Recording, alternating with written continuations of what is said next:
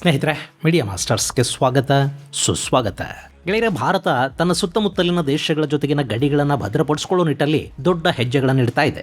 ಗಡಿಗಳನ್ನು ಭದ್ರಪಡಿಸಬೇಕು ಅಂದ್ರೆ ಫೆನ್ಸಿಂಗ್ ಆಗಬೇಕು. ಬಾಂಗ್ಲಾ ಗಡಿಯಲ್ಲಿ ಈಗಾಗಲೇ ಬೇಲಿ ನಿರ್ಮಾಣದ ಕಾರ್ಯ ನಡೀತಾ ಇದೆ. ಹಾಗೆ ಮ್ಯಾನ್ಮಾರ್ ಗಡಿಯನ್ನು ಕೂಡ ಫೆನ್ಸ್ ಮಾಡೋ ಯೋಜನೆಯಲ್ಲಿರೋ ಭಾರತ ಅದಕ್ಕಾಗಿ ಅಲ್ಲಿ ಗಡಿ ರೇಖೆಯನ್ನು ನಿಖರವಾಗಿ ಗುರುತಿಸುವ ಕೆಲಸವನ್ನ ಶುರು ಮಾಡ್ತಾ ಇದೆ. ಅದರ ಭಾಗವಾಗಿ ಈಗ ಭಾರತ ಮ್ಯಾನ್ಮಾರ್ ಜೊತೆ ಗಡಿಯಲ್ಲಿ ಸ್ವಲ್ಪ ಭೂಮಿಯ ಬದಲಾವಣೆ ಬಗ್ಗೆ ಮಾತುಕತೆಗಳನ್ನು ನಡೆಸ್ತಾ ಇದೆ ಅನ್ನೋ ಮಾಹಿತಿಗಳು ಹೊರಬೀಳ್ತಾ ಇದ್ದು, ಸ್ವಲ್ಪ ಭಾರತದ ನೆಲವನ್ನ ಮ್ಯಾನ್ಮಾರ್ಗೆ ಬಿಟ್ಟುಕೊಡೋದು, ಅದರ ಬದಲಿಗೆ ಮ್ಯಾನ್ಮಾರ್ನ ನೆಲವನ್ನ ಭಾರತ ತಗೊಳ್ಳೋದು, ಈ ತರದ ಮಾತುಕತೆಗಳು ಅಧಿಕೃತವಾಗಿ ಶುರು ಆಗ್ತಾ ಇವೆ ಅನ್ನೋ ಸುದ್ದಿಗಳು ಬರ್ತಾ ಇವೆ. ಹಾಗೆ ಇದು ಪ್ರತಿಪಕ್ಷ ಹಾಗೂ ಆಡಳಿತ ಪಕ್ಷಗಳ ನಡುವೆ ಆರೋಪ ಪ್ರತ್ಯಾರೋಪಗಳಿಗೆ, ತೂತು ಮೇಮೆಗಳಿಗೆ ಕಾರಣವಾಗೋ ಲಕ್ಷಣಗಳು ಕಾಣ್ತಾ ಇವೆ. ಹಾಗಾದ್ರೆ ಏನಿದು ಗಡಿ ಸ್ವ್ಯಾಪಿಂಗ್?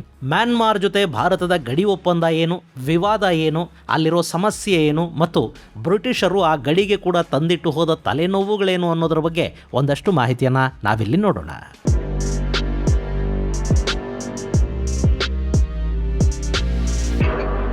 ಗೆಳೆಯರೆ, ಮ್ಯಾನ್ಮಾರ್ ಮತ್ತು ಭಾರತದ ನಡುವೆ ತೀರಾ ಚೈನಾ ಭಾರತ ಪಾಕಿಸ್ತಾನಗಳ ನಡುವೆ ಅಷ್ಟೇ ಯಾಕೆ ನೇಪಾಳ ಮತ್ತು ಭಾರತದ ನಡುವೆ ಇರೋ ಥರದ ಗಡಿ ವಿವಾದಗಳು ಇಲ್ಲ. ಆದರೆ ಎರಡೂ ದೇಶಗಳ ನಡುವೆ ಸರಿಯಾದ ರೀತಿಯಲ್ಲಿ ಗಡಿಯನ್ನು ಗುರುತಿಸುವ ಕೆಲಸ ಆಗಿಲ್ಲ. ಹಾಗೆ ನಮ್ಮ ಹಿಂದಿನ ಸರ್ಕಾರಗಳು ಮತ್ತು ಬ್ರಿಟಿಷ್ ಆಡಳಿತದ ಕಾರಣದಿಂದ ಅಲ್ಲಿ ಭಾರತ ಒಂದಷ್ಟು ಭೂಭಾಗವನ್ನು ಕಳ್ಕೊಂಡಿದೆ ಅನ್ನೋ ಮಾತಿದೆ. ಆದರೂ ಅಲ್ಲಿ ದೊಡ್ಡ ಮಟ್ಟದ ಗಡಿ ವಿವಾದ ಅಂತೇನೂ ಇಲ್ಲ, ಸಮಸ್ಯೆ ಅಂತೂ ಇದ್ದೇ ಇದೆ. ಇಲ್ಲಿ ಮ್ಯಾನ್ಮಾರ್ ಭಾರತದ ಈಶಾನ್ಯ ರಾಜ್ಯಗಳ ಜೊತೆ ಗಡಿಯನ್ನು ಹಂಚಿಕೊಳ್ಳುತ್ತೆ. ಮ್ಯಾನ್ಮಾರ್ನಲ್ಲಿನ ಜನಾಂಗಗಳು ಭಾರತದ ಈಶಾನ್ಯ ರಾಜ್ಯಗಳಲ್ಲೂ ಇವೆ. ಹೀಗಾಗಿ ಎರಡೂ ದೇಶಗಳ ನಡುವೆ ಕೊಟ್ಟುಕೊಳ್ಳುವ ಸಂಬಂಧಗಳಿವೆ. ಸೊ ಅಲ್ಲಿ ಎರಡೂ ದೇಶಗಳ ಸ್ಥಳೀಯ ಜನ ಗಡಿಗಳನ್ನು ಸುಲಭವಾಗಿ ದಾಟೋದಕ್ಕೆ ಅನುಕೂಲವಾಗೋ ಹಾಗೆ ಆ ಗಡಿಯಲ್ಲೊಂದು ಫ್ರೀ ಮೂವ್ಮೆಂಟ್ ರೆಜಿಮ್ ಒಪ್ಪಂದನೂ ಇದೆ. ಪಾಸ್ಪೋರ್ಟು, ವೀಸಾ ಏನೂ ಇಲ್ಲದೆ ಸುಮಾರು 16 ಕಿಲೋಮೀಟರ್ ವರೆಗೆ ಎರಡೂ ಭಾಗಗಳ ಜನ ಪರಸ್ಪರರ ನೆಲದೊಳಕ್ಕೆ ಬಂದು ಹೋಗಿ ಮಾಡಬಹುದು. ಗೆಳೆಯರೆ, ಭಾರತ ಮತ್ತು ಮ್ಯಾನ್ಮಾರ್ ನಡುವೆ ಇರುವುದು ಒಟ್ಟು 1643 ಕಿಲೋಮೀಟರ್ ಗಡಿ. ಅದರಲ್ಲಿ ನಮ್ಮ ಮಿಜೋರಾಂ 510 ಕಿಲೋಮೀಟರ್, ಮಣಿಪುರ 398 ಕಿಲೋಮೀಟರ್, ಅರುಣಾಚಲ ಪ್ರದೇಶ 520 ಮತ್ತು ನಾಗಾಲ್ಯಾಂಡ್ 215 ಕಿಲೋಮೀಟರ್ ಗಡಿಯನ್ನ ಮ್ಯಾನ್ಮಾರ್ ಜೊತೆ ಹಂಚಿಕೊಳ್ಳುತ್ತವೆ. ಇನ್ನು ಈ ಗಡಿಯಲ್ಲಿ ಬೇಲಿ ಹಾಕಬೇಕು ಮತ್ತು ಗಸ್ತು ಹಾದಿಯನ್ನ ನಿರ್ಮಾಣ ಮಾಡಬೇಕು ಅಂತ ಸರ್ಕಾರ ಸುಮಾರು 31,000 ಕೋಟಿ ರೂಪಾಯಿಗಳ ಯೋಜನೆಯನ್ನು ಹಾಕೊಂಡಿದೆ. ಹೀಗೆ ಗಡಿಗೆ ಬೇಲಿ ಹಾಕಬೇಕು ಅಂದ್ರೆ ಗಡಿ ಎಲ್ಲಿದೆ ಅನ್ನೋದು ಸರಿಯಾಗಿ ಗುರುತಿಸಲ್ಪಡಬೇಕಲ್ವಾ? ಈಗ ಆಗ್ತಾ ಇರೋದು ಅದೇ ಸಮಸ್ಯೆ. ಹಾಗಂತ ಇಲ್ಲಿ ಚೀನಾ ಜೊತೆ ಇರುವಷ್ಟು ಅಸ್ಪಷ್ಟ ಗಡಿ ಸಮಸ್ಯೆ ಮ್ಯಾನ್ಮಾರ್ ಜೊತೆ ಇಲ್ಲ. ಅಲ್ಲಿ ಸುಮಾರು 170 ಕಿಲೋಮೀಟರ್ಗಳಷ್ಟು ಗಡಿಯಲ್ಲಿ ಸರಿಯಾದ ಪಿಲ್ಲರ್ಗಳಿಲ್ಲ. ಅದನ್ನು ಸರಿಪಡಿಸ್ಕೋಬೇಕು. ಅದಕ್ಕಾಗಿ ಈಗ ಮಾತುಕತೆಗಳಾಗ್ತಾ ಇವೆ ಅನ್ನೋದನ್ನ ವಿದೇಶಾಂಗ ಇಲಾಖೆಯ ವಕ್ತಾರ ರಣಧೀರ್ ಜೈಸ್ವಾಲ್ ಹೇಳಿದ್ದಾರೆ. ಇದೇ ಸಂದರ್ಭದಲ್ಲಿ ಡಿಪ್ಲೊಮ್ಯಾಟ್ ಒಂದು ವರದಿಯನ್ನು ಪ್ರಕಟಿಸಿದೆ. ಅದರ ಪ್ರಕಾರ ಭಾರತ ಸುಮಾರು 1.4 ಚದುರ ಮೈಲಿಗಳಷ್ಟು ಭೂಭಾಗವನ್ನ ಮ್ಯಾನ್ಮಾರ್ಗೆ ಬಿಟ್ಟುಕೊಡ್ತಾ ಇದೆಯಂತೆ. ಇಲ್ಲಿ ಯಾವ ಭೂಭಾಗವನ್ನ ಮ್ಯಾನ್ಮಾರ್ಗೆ ಬಿಡೋದಕ್ಕೆ ಭಾರತ ಸಿದ್ಧ ಆಗಿದೆ ಅನ್ನೋ ಬಗ್ಗೆ ಮಾಹಿತಿ ಇದೆ. ಆದರೆ ಅದಕ್ಕೆ ಪ್ರತಿಯಾಗಿ ಭಾರತ ಮ್ಯಾನ್ಮಾರ್ನಿಂದ ಎಷ್ಟು ಭೂಮಿಯನ್ನ ಎಲ್ಲಿ ತಗೊಳ್ತಾ ಇದೆ ಅನ್ನೋ ಬಗ್ಗೆ ಸರಿಯಾದ ಮಾಹಿತಿಗಳಿಲ್ಲ. ಆದರೆ ಈ ಸ್ವ್ಯಾಪಿಂಗ್ ಬಗ್ಗೆ ಭಾರತದ ವಿದೇಶಾಂಗ ಇಲಾಖೆ ಇದುವರೆಗೆ ಏನನ್ನೂ ಅಧಿಕೃತವಾಗಿ ಹೇಳಿಲ್ಲ.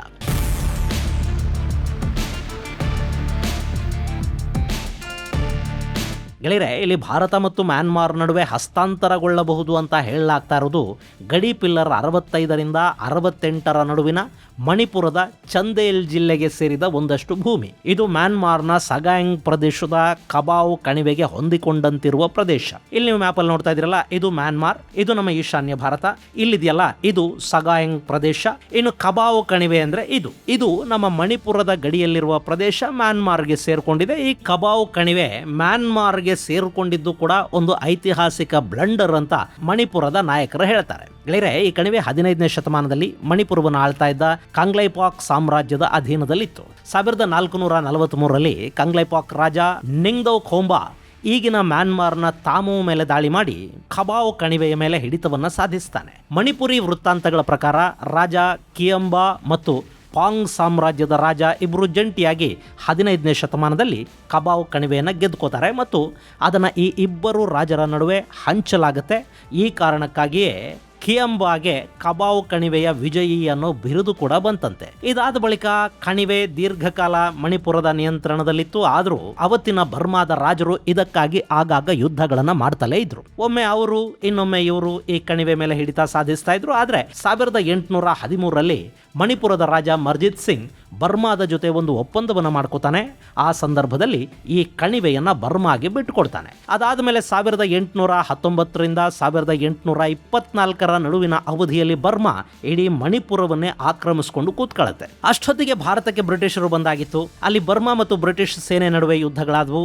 ಮೊದಲನೇ ಬ್ರಿಟಿಷ್ ಬರ್ಮಾ ಯುದ್ಧದ ನಂತರ 1826 ಫೆಬ್ರವರಿ 24ನೇ ತಾರೀಕು ಯಾಂಡಬೋ ಒಪ್ಪಂದಕ್ಕೆ ಸಹಿ ಬಿತ್ತು. ಇದರ ಪ್ರಕಾರ ಅಸ್ಸಾಂ, ಮಣಿಪುರ, ಅರಾಕನ್, ತನಿನ್ತಾಯಿಗಳನ್ನ ಬರ್ಮಾ ಬ್ರಿಟಿಷರಿಗೆ ಬಿಟ್ಟುಕೊಡ್ಬೇಕಾಯ್ತು. ಆ ಯುದ್ಧದ ಸಂದರ್ಭದಲ್ಲೇ ಮಣಿಪುರದ ರಾಜಕುಮಾರ ಗಂಭೀರ್ ಸಿಂಗ್ ಕಬಾವ್ ಕಣಿವೆಯಿಂದ ಬರ್ಮೀಯರನ್ನ ಹೊರಗಟ್ಟಿ ಅದನ್ನ ವಶಪಡಿಸಿಕೊಂಡು ಬಿಟ್ಟ. ಆದರೆ ಬರ್ಮೀಯರು ಈ ಹಕ್ಕನ್ನು ಒಪ್ಪಲಿಲ್ಲ.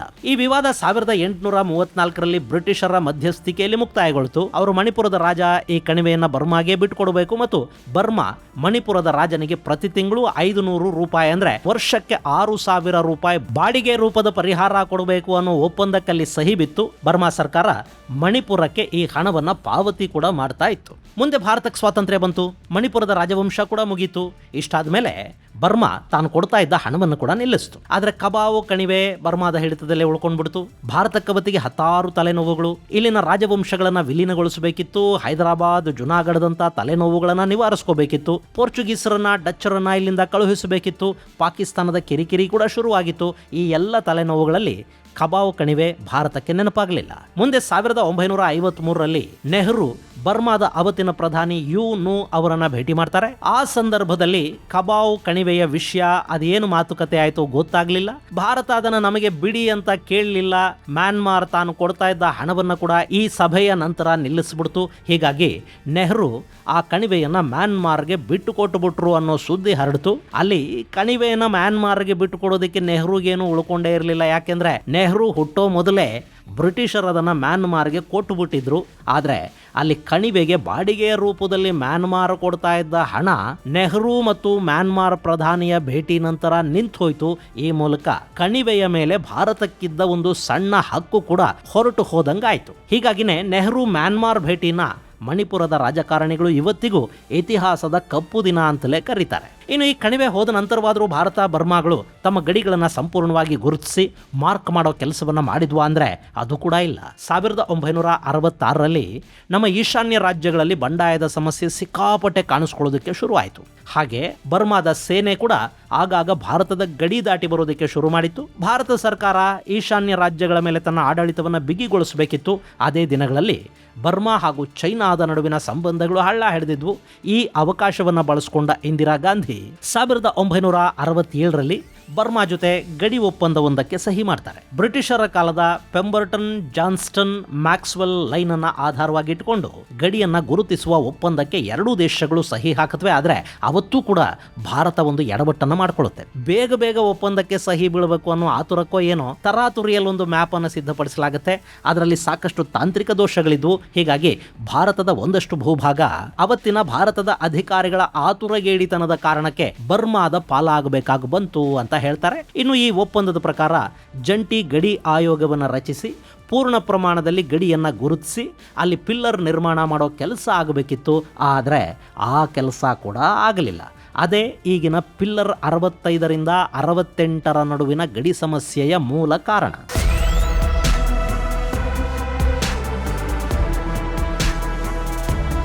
ಇನ್ನು ಈಗ ಈ ಸಮಸ್ಯೆಯನ್ನು ಬಗೆಹರಿಸಿಕೊಳ್ಳೋದಕ್ಕೆ ಸಾಧ್ಯ ಆದರೆ ಮ್ಯಾನ್ಮಾರ್ ಮತ್ತು ಭಾರತದ ನಡುವೆ ಗಡಿ ಬೇಲಿ ನಿರ್ಮಾಣ ಸುಲಭ ಆಗುತ್ತೆ. ಆದರೆ ಈ ಗಡಿಯನ್ನು ಗುರುತಿಸುವ ಕೆಲಸ ಇದೆಯಲ್ಲ, ಅದಕ್ಕೆ ಮ್ಯಾನ್ಮಾರ್ ಎಷ್ಟು ಸಪೋರ್ಟ್ ಮಾಡುತ್ತೆ ಅನ್ನೋದು ಈಗ ಭಾರತದ ಮುಂದಿರೋ ಪ್ರಶ್ನೆ. ಮ್ಯಾನ್ಮಾರ್ನ ಸೇನಾ ಆಡಳಿತ ಭಾರತದ ಜೊತೆ ಉತ್ತಮ ಸಂಬಂಧಗಳನ್ನೇ ಇಟ್ಕೊಂಡಿದೆ. ಮ್ಯಾನ್ಮಾರ್ ಅಲ್ಲಿ ಭಾರತ ಕಾಲಾದನ್ ಪ್ರಾಜೆಕ್ಟ್ ಕೈಗೆತ್ಕೊಂಡಿದೆ. ಭಾರತ ಥಾಯ್ಲ್ಯಾಂಡ್ ನಡುವಿನ ಹೆದ್ದಾರಿ ಯೋಜನೆ ಮ್ಯಾನ್ಮಾರ್ ಮೂಲಕವೇ ಹಾದು ಹೋಗ್ತಾ ಇದೆ. ಹೀಗಾಗಿ ಅವರು ಗಡಿಯಲ್ಲಿ ಫೆನ್ಸ್ ಮಾಡೋದಕ್ಕೆ ಮತ್ತು ನೆಲವನ್ನ ಸ್ವ್ಯಾಪ್ ಮಾಡ್ಕೊಳ್ಳೋದಕ್ಕೆ, ಗಡಿಯನ್ನ ಮಾರ್ಕ್ ಮಾಡೋದಕ್ಕೆ ಒಪ್ಪಬಹುದು.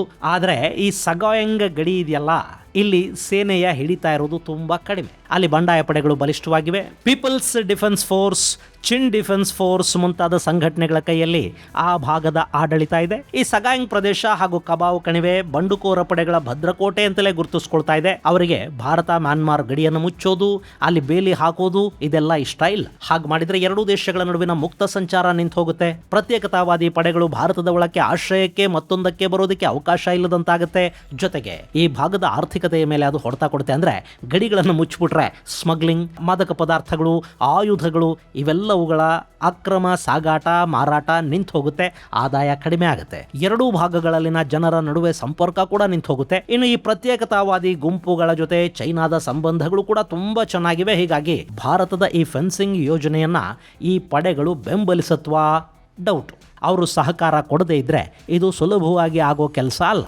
ಇನ್ನು ಇಲ್ಲಿ ಬೇಲಿ ಹಾಕೋದು ಮತ್ತು ಫ್ರೀ ಮೂವ್ಮೆಂಟನ್ನು ರದ್ದು ಮಾಡೋ ಸರ್ಕಾರದ ನಿಲುವನ್ನು ಈಗಾಗಲೇ ಈಶಾನ್ಯ ರಾಜ್ಯದ ಸಾಕಷ್ಟು ಸಂಘಟನೆಗಳು ವಿರೋಧಿಸುವುದಕ್ಕೆ ಶುರು ಮಾಡಿವೆ. ಈ ಭಾಗದ ನಾಗಾ, ಚಿನ್, ಕುಕಿ, ಮಿಜೋ ಮುಂತಾದ ಜನಾಂಗಗಳು ತಮ್ಮ ಬಂಧು ಮಿತ್ರರಿಂದ ಬೇರ್ಪಡಿಸಲಾಗುತ್ತಾ ಇದೆ ಅನ್ನೋ ತಕರಾರನ್ನು ತೆಗೆದಿವೆ. ಮಿಜೋರಾಂ, ನಾಗಾಲ್ಯಾಂಡ್ ಅಲ್ಲಿ ವ್ಯಾಪಕ ಪ್ರತಿಭಟನೆಗೆ ಕೂಡ ಈ ಫೆನ್ಸಿಂಗ್ ಅನ್ನೋದು ಕಾರಣ ಆಗ್ತಾ ಇದೆ. ಇದರ ಜೊತೆ ಈಗ ಮಣಿಪುರದ ಭೂಮಿಯನ್ನ ಮ್ಯಾನ್ಮಾರ್ಗೆ ಭಾರತ ಬಿಟ್ಟುಕೊಡುತ್ತೆ ಅನ್ನೋದು ಮಣಿಪುರದ ಜನರನ್ನ ಭಾವನಾತ್ಮಕವಾಗಿ ಕೆರಳಿಸೋ ಅವಕಾಶವನ್ನು ಕೂಡ ಕಲ್ಪಿಸಿಕೊಡುತ್ತೆ. ಅವರು ಭಾವನಾತ್ಮಕವಾಗಿ ಕೆರಳುತ್ತಾರೆ ಅನ್ನೋದಕ್ಕಿಂತ ಅವರನ್ನು ಕೆರಳಿಸೋದಕ್ಕೆ ಇದು ಅವಕಾಶ ಮಾಡಿಕೊಡುತ್ತೆ. ಪ್ರತಿಪಕ್ಷಗಳಿದನ್ನ ಸರ್ಕಾರದ ವಿರುದ್ಧ ಬಳಸ್ಕೊಳ್ಳೋದಕ್ಕೆ ಹೋಗುತ್ತವೆ. ಇನ್ನು ನೆಹರು ಮತ್ತು ಇಂದಿರಾ ಗಾಂಧಿ ಕಾಲದಲ್ಲೇ ಸುಮಾರು 22,000 ಚದರ ಕಿಲೋಮೀಟರ್ಗೂ ಹೆಚ್ಚು ವಿಸ್ತೀರ್ಣದ ಭೂಮಿಯನ್ನ ಮ್ಯಾನ್ಮಾರ್ಗೆ ಬಿಟ್ಟುಕೊಡಲಾಯಿತು ಅಂತ ಆಡಳಿತ ಪಕ್ಷದವರು ಮಾತಾಡೋದಕ್ಕೆ ಶುರು ಮಾಡ್ತಾರೆ. ಈ ಜಗಳವನ್ನ ಎರಡೂ ಗಡಿಗಳಲ್ಲಿನ ಅಕ್ರಮ ಚಟುವಟಿಕೆಯ ಜಾಲಗಳು ಬಳಸ್ಕೊಳ್ಳೋದಕ್ಕೆ ನಿಲ್ಲುತ್ತವೆ. ಗೆಳೆಯರೆ, ಇಲ್ಲಿ ಭಾರತ ಈಗಾಗಲೇ ಸುಮಾರು 22,000 ಚದರ ಕಿಲೋಮೀಟರ್ ವಿಸ್ತೀರ್ಣದ ಕಣಿವೆಯನ್ನು ಸುಮ್ಮನೆ ಮ್ಯಾನ್ಮಾರ್ಗೆ ಬಿಟ್ಟಾಗಿದೆ. ಅದಂತೂ ವಾಪಸ್ ಬರುವುದಿಲ್ಲ. ಇನ್ನು ಈಗ ಎರಡೂ ದೇಶಗಳ ನಡುವೆ ಗಡಿಗೆ ಬೇಲಿ ಹಾಕಿದ್ರೆ ಒಂದಷ್ಟು ಅಕ್ರಮ ಚಟುವಟಿಕೆಗಳು, ಒಳನುಸುಳುವಿಕೆಗಳು, ಪ್ರತ್ಯೇಕತಾವಾದಿಗಳ ಉಪಟಳಗಳು ಕಡಿಮೆ ಆಗುತ್ತವೆ. ಆದರೆ ಅದಾದರೂ ಈಗ ಸಾಧ್ಯ ಆಗುತ್ತಾ? ಆಗಲಿ ಅಂತ ಆಶಿಸೋಣ. ಮುಂದಿನ ಸಂಚಿಕೆಯಲ್ಲಿ ಮತ್ತಷ್ಟು ವಿಶೇಷಗಳ ಜೊತೆ ಮತ್ತೆ ಭೇಟಿಯಾಗೋಣ. ಅಲ್ಲಿವರೆಗೆ ಜೈ ಹಿಂದ್, ಜೈ ಕರ್ನಾಟಕ.